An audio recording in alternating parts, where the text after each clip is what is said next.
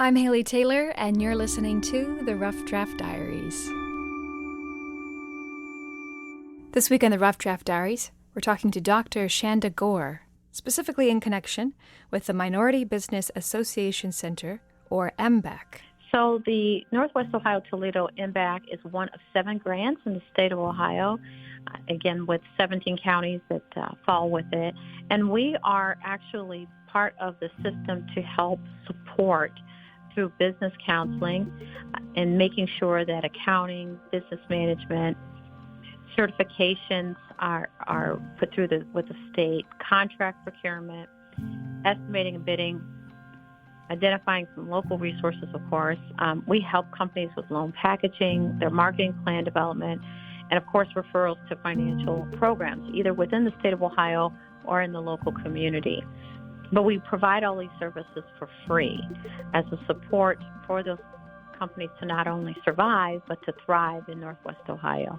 Dr. Gore is the managing principal of the center, a program that has been available for over 20 years.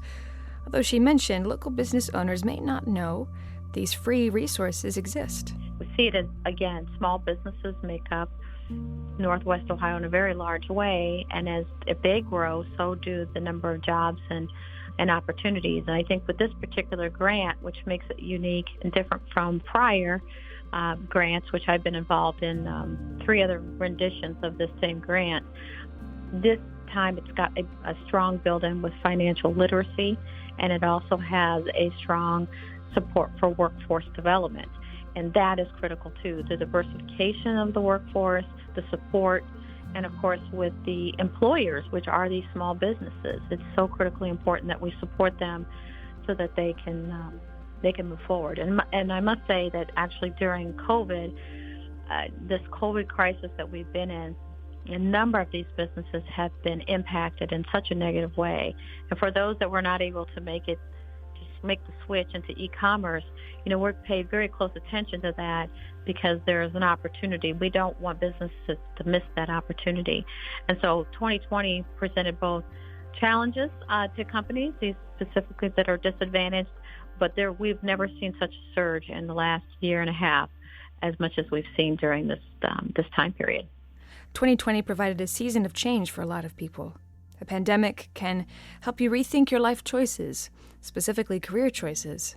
And the state of Ohio in particular, as Dr. Gore mentioned, saw an avalanche of applications for new business owners. An exciting but difficult decision, especially for those considered minority business owners. The challenge is that during that time period, as soon as you start a business, you need to find a way to be counseled and to go about the right steps to make sure it can thrive and survive for the next, not only for the next few years, but for the next decade, of course. And my goal is always to look at it as, can it be a legacy where you can pass it on to your family? And in the minority business community, there's not a whole lot of that. There is in some pockets, but it's not always the case. And of course, there's not always legacy to get advisement from somebody who's actually owned a business. So I see it as a generational wealth opportunity for individuals to own their businesses, to get their family part of them, and then to see if they're willing to pass it on or at least to thrive. So in the last, few years, the counseling, it's not a time to say, well, we don't have counseling services and we can't reach the population. Now, more than ever, we need to reach out to the population and make sure that they know there's support. Dr. Gore has been supporting these operations almost her whole career. She began as a chief diversity officer at a local university in Toledo and created the first minority business incubator in the area in 2009. Also, as a minority business owner herself, she understands the ups and downs of creating a new career for yourself. So most of the businesses are small sole proprietors. I mean, they're their own salespeople, they're their accountants, they're their own, marketing group. They do it all. They're their own janitor, right? So that's a sole proprietorship.